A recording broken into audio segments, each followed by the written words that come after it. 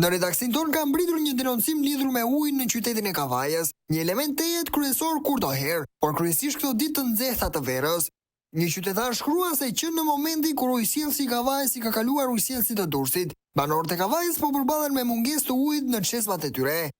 Përshëndetje, dua të ngrej një shqetësim me ujin në qytetin e Kavajës, që në momentin që i ka kaluar ujësjellsit të Durrësit, po vuajnë për ujë, edhe pse depot i kemi afër, uji nuk vjen.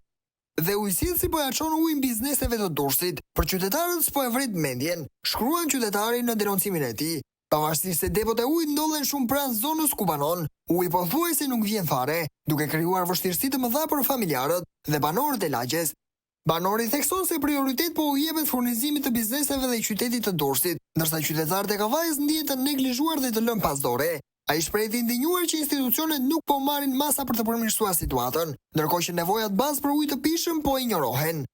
Qytetari kërkon ndërhyrje urgjente nga autoritetet përgjegjëse për të garantuar që uji të shpërndahet në mënyrë të drejtë dhe të barabartë dhe që komuniteti i Kavajës të mos trajtohet si qytet i dorës së dytë. Ai apelon për zgjedhje konkrete dhe transparencë me menaxhimin e këtij shërbimi jetik.